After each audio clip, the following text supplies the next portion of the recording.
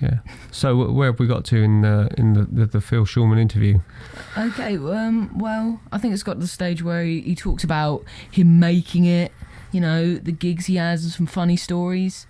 Just, listen and enjoy. Yeah, I think we're sort of like at the point where Simon Dupree was just turning pro, and he talks about his professional life with Simon Dupree and basically how it came to an end, yeah? It's really interesting. Yeah.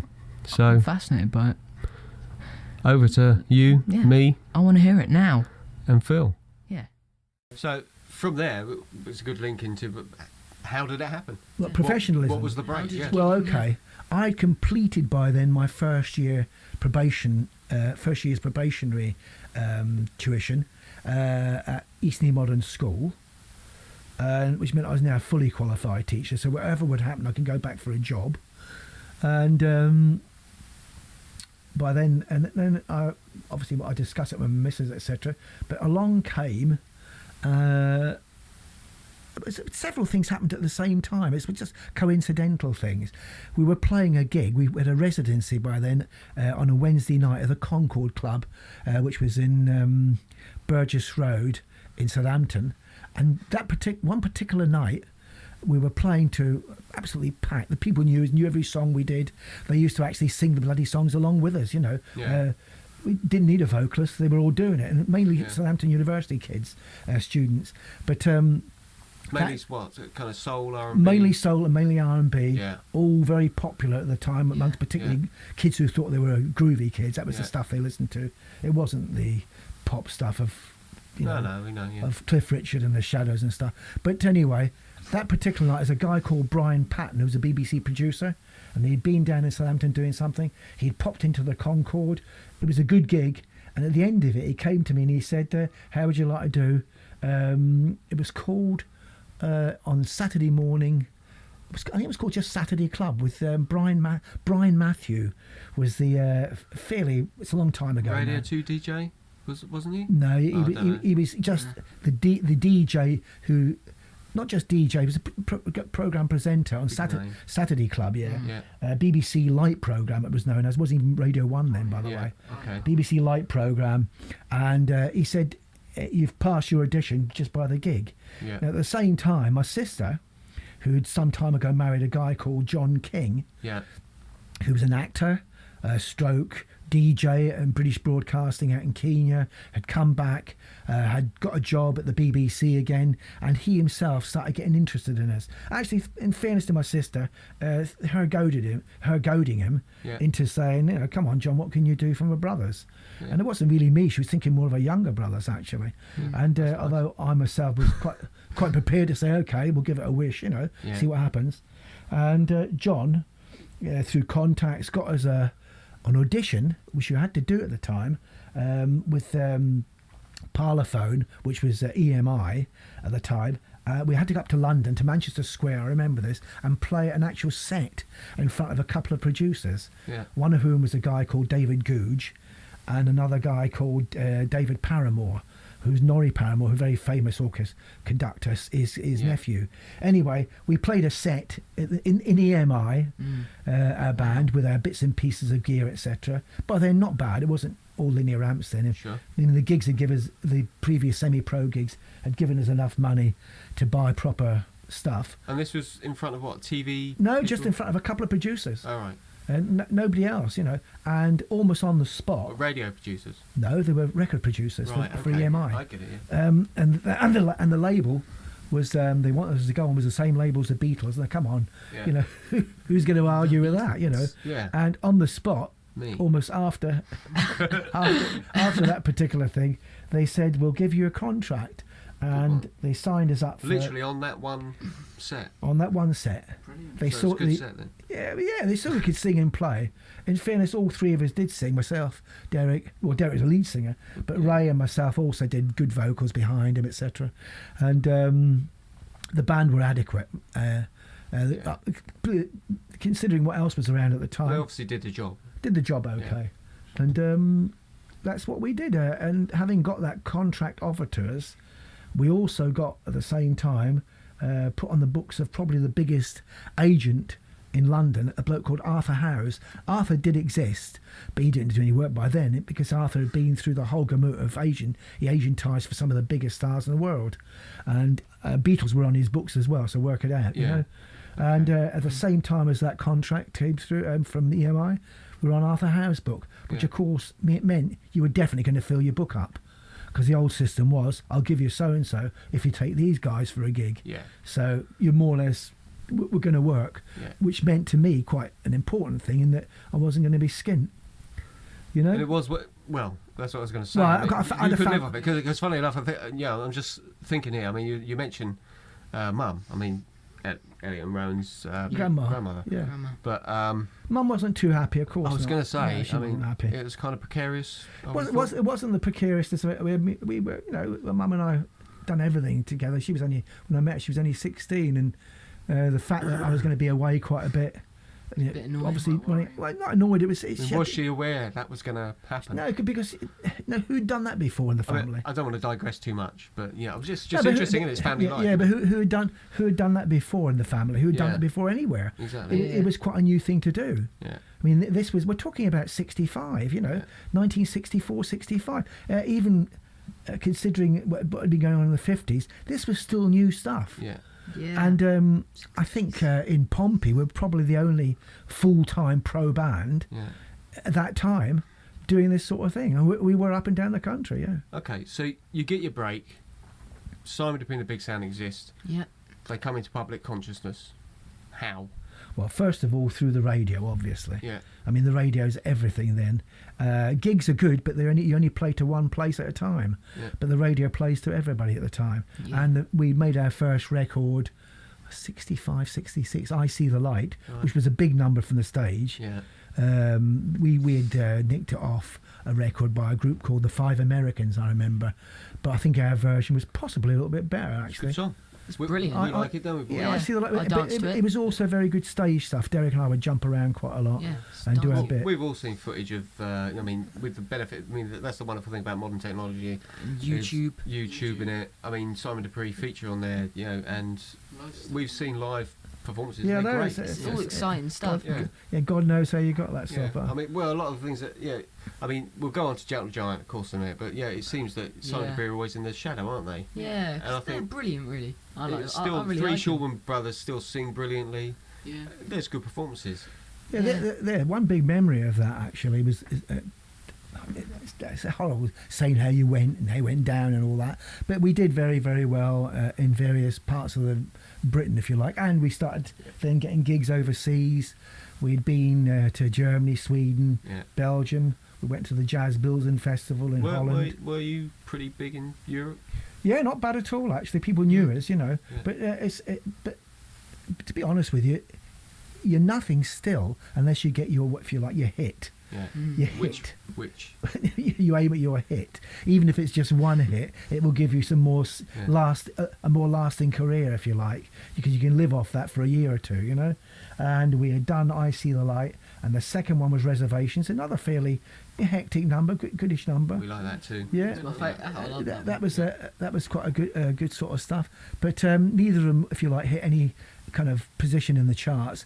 Deep 40s maybe, things like that, but nothing. And then our manager John by then came along with this acetate, which is a demo disc, and played us this song by two guys called Lee Pockris and Hal Hackaday, whose previous hit was a teeny weeny polka dot bikini. Oh, now, classic. Yeah, after Reservations, you think about it and you think, I can see that.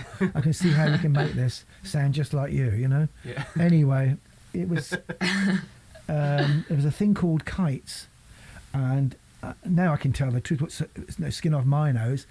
We did a version of it, which was it was a kind of, if you like, very gently a send up. Yeah. With gong, the idea of a little bit of spoken Japanese in it. I think John brought that bit in fairness because his dramatic training saw something in it.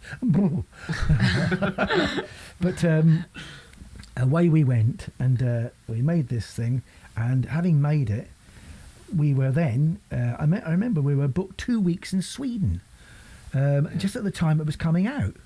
So we beetled off to Sweden, the worst journey of my entire life, from Hull.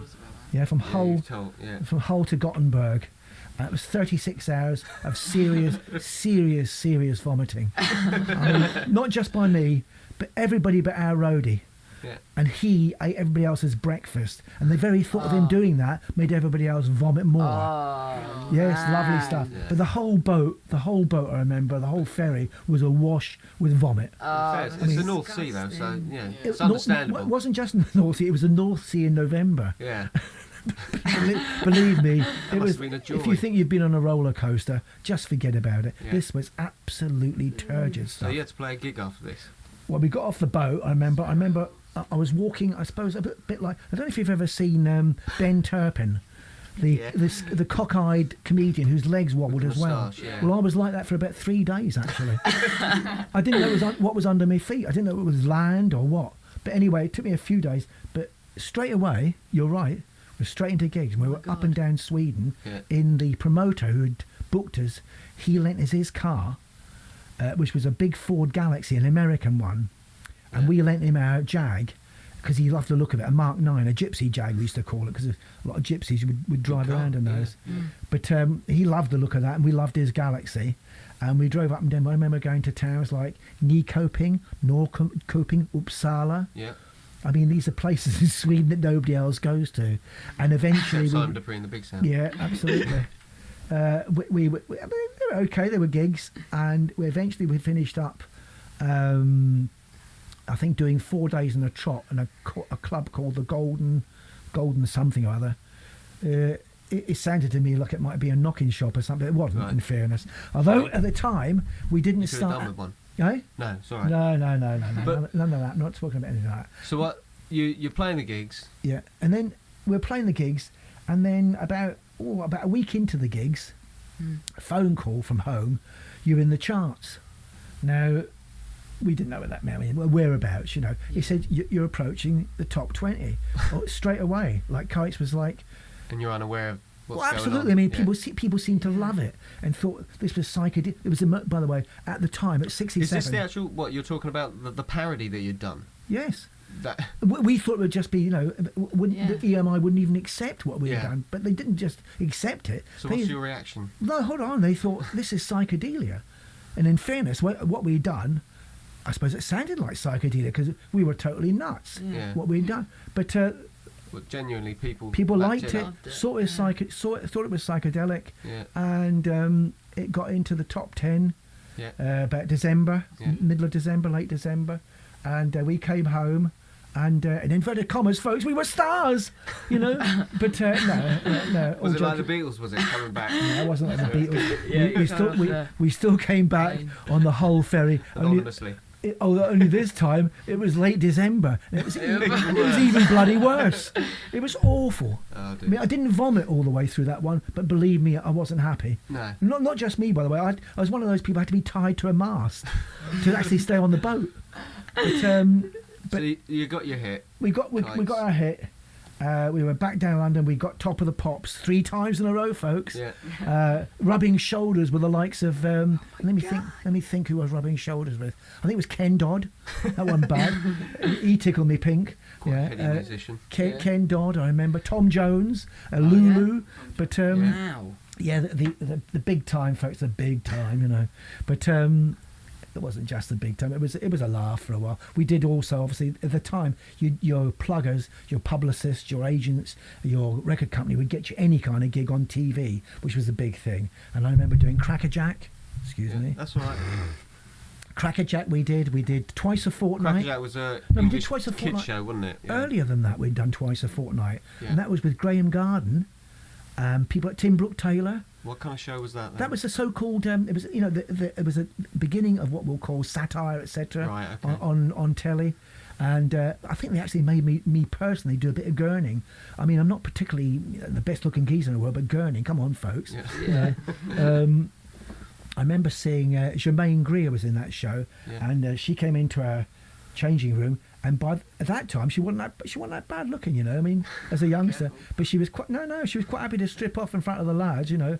We all blushed, of course. Yeah. But it's actually mentioned in a book by the guy who I think Germaine Greer wrote about her herself, actually, how she fancied madly the guys, the little sweaty boys in Simon Dupree's Big Sound.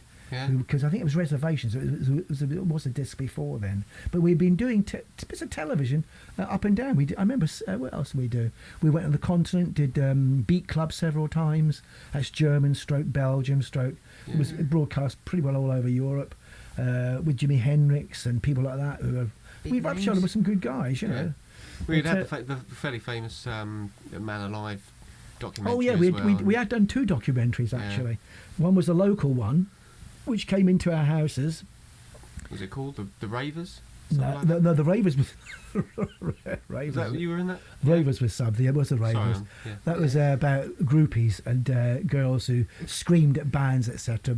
Which was put up. Believe me, a lot of it was put up by. Who's Desmond? Desmond Wilcox, who was Esther Ranson's husband eventually, and. We did that. We had done that. We'd also done a Southern Television thing. I think it was called Southern Telly then, not Meridian or anything. About the group who had got off the ground, local band. Yeah. And that was a half-hour show as well. Which I suppose you would have been quite celebrated in the region. Well, in the region we certainly were. And in fairness to local people and the news itself, first of all it was Mike Hales, who was ex-PGS boy who. I didn't know it between you and me, but he for some reason he took to the band, loved us, and any chance he could get, we'd be in there in the paper. But we also had, by then, going into national press, interviews by your publicist. We'd had a professional publicist then, who was also a publicist for some really big people like Gene Pitney and Roy Orbison. He was, publicising a lot of big bands, So you're in amongst it. You're in amongst it. In amongst it. You've made it. It's the big time. So what a story. Naturally, there has to be a decline. No, this is brilliant. What happened? It wasn't so much a decline as the first full year. By the way, sorry, digress a little bit. Did you? It's just an interesting personal question. Yeah. Did you enjoy it? Is that a strange question? No, not at all. A lot. It's nice to be acclaimed and people cheering at you and thinking you're something. But hello, you know yourself. If you've got half a brain, it's very transient. It's really quite nothing. But my brothers were kids then. I suppose they enjoyed it probably more than me. Yeah. In fairness, because I had other things to contend with. I had a family which I was desperately interested in as well. Obviously, what they were doing. My kids. I had 3 kids. I had a lovely wife and. By then a decent home in Pompey. We lived in the North End. North End was quite a salubrious part then, folks. I'm not talking about now, but then. But we'd bought a nice house. My kids were starting to go to school and things like that. Anyway, we'd played so many gigs up and down the country. I must have played every dance hall, university, club, scout hut. You name it, I played there. Well, not just me, the band. Yeah. We had played everywhere. And then we were on tours as well, which were quite big things as well. Gene Pitney, a couple of tours with him, on the same bill as, I don't know if you remember bands like Status Quo and bands like Andy Fairweather Low. I forget what his band was called. All these people still play today, don't they? I think they are, yeah. Andy Fairweather Low's band, the Welsh bunch of kids, I forget their names now. Mike Cotton. Amen Corner, that was it. You got it. Swansea / Cardiff lads.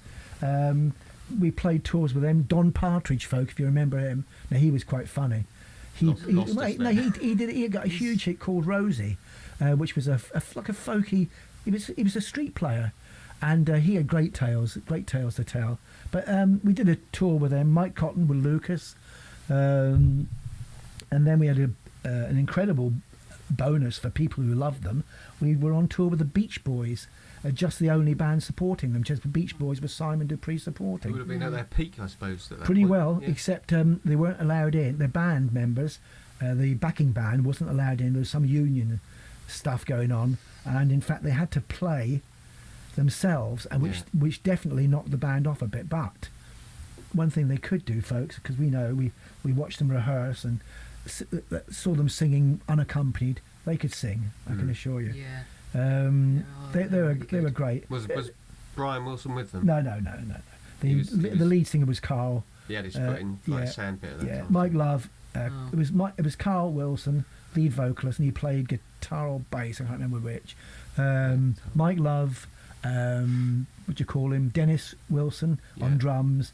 Bruce Johnson on keyboards. He played a bit of bass. Al Jardine, and that was the band. That was a 5-piece. But by God, they could sing, and they were mighty worth listening to.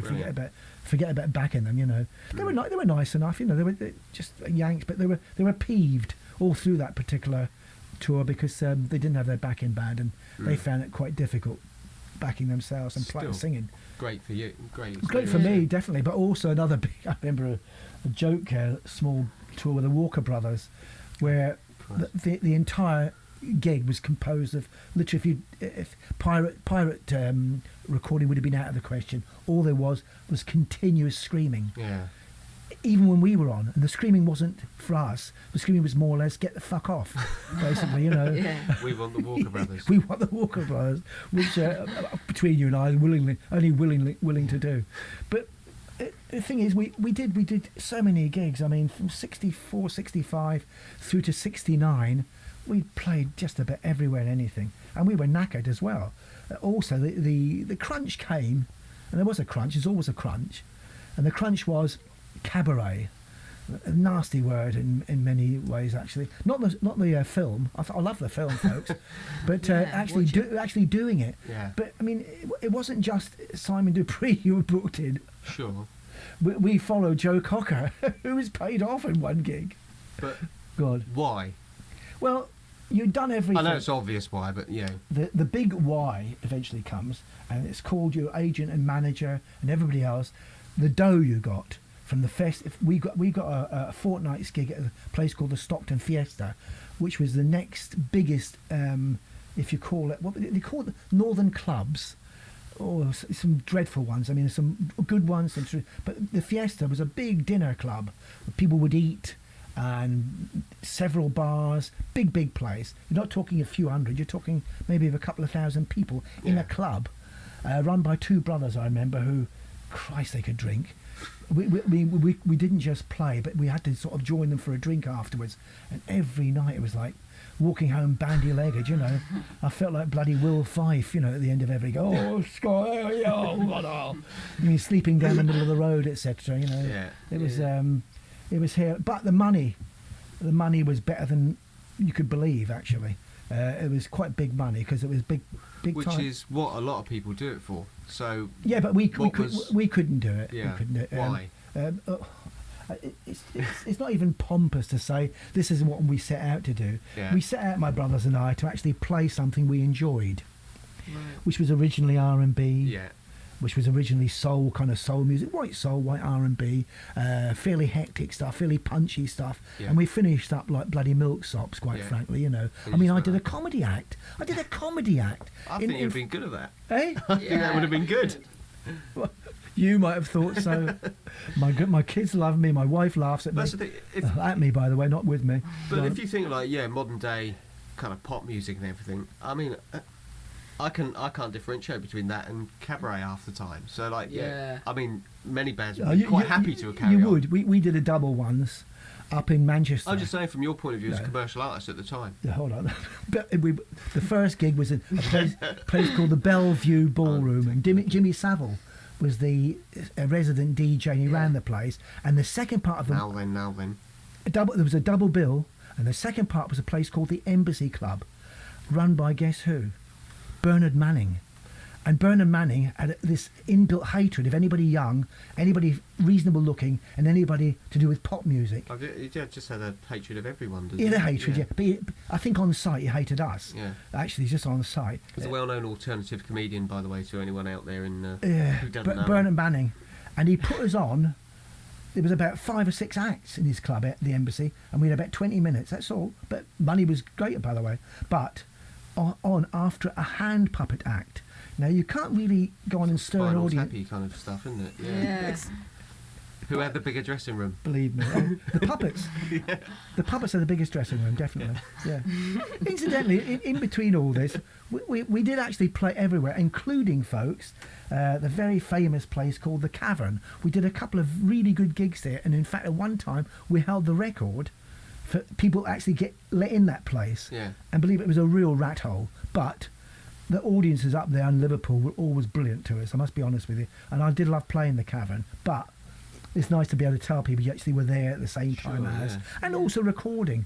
I mean, we recorded in Studio 2 mainly at St John's Wood, Abbey Road. You heard of Abbey Road, of course. Yeah. You must tell the famous story of the bed. The bed, yeah. Well, it's John Lennon's bed things. The what fiasco. Did you do, Dad? Well, the fiasco was that apparently he had a bed everywhere, so that he could line it with Yoko Ono. What he lay in did it do? I don't know. I'm not interested in that part of it. But there was a bed in Studio 2. In Studio 2, with screens round the bed. Yeah. And I thought, I didn't know what was behind the screens, but being a nosy bastard, I thought I'll have a look round the back, and there was a bed. I thought, she's a brick, what's the bed doing here? You know, there's something bloody mental or something, or maybe they're recording a paraplegic, from the bed, as it were. But I thought, I'll give it a bash. I jumped up and down on the bugger, and as I came up... Why did you do that? So I thought I wanted to see what the mattress was like. Oh my God. So I used it as a trampoline, and as I came up over the screens, there he was. There was John Lennon standing there looking at me.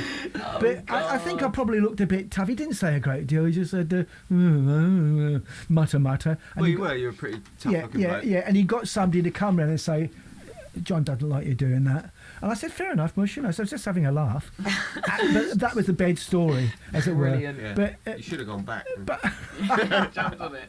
But when they walked in there, believe me, if we were in the middle of recording something, we were out, they were in. Yeah. I mean, they'd made EMI so much money that nobody was more important than they were.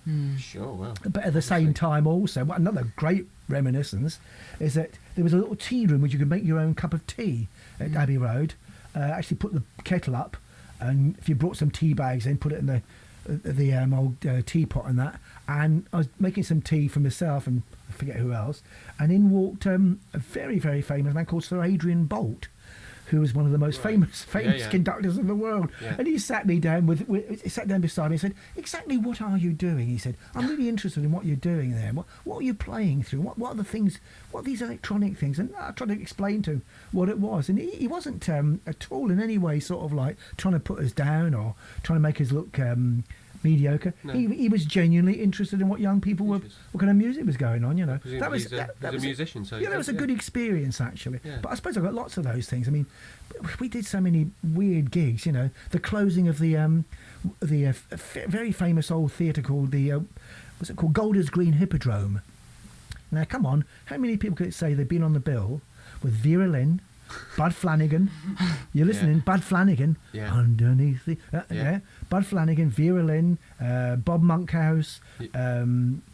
These are all big names in Britain. Joan Regan, she was a big singer at the time. Yeah. Jimmy Wheeler, a brilliant comedian in his day, played fiddle, and he was the one who used to say, you might laugh at this, folks, but I'm standing nearer than you are, and things like that when he was playing, Right. But Ralph Reeder's the Boy Scout troop, what were they called then? The Gang Show. Right. Ralph Reeder. My wife was with me at that gig, by the way, folks, and she had her arse pinched more times by Boy Scouts than anybody else around at the time. She had a very cute arse at the time. Mum was very good looking, wasn't she? Yeah, definitely. Well, obviously you would say that, but she was. It's a mini skirt time as well, so her arse was black and blue with these Boy Scouts pinching her. However, that's neither.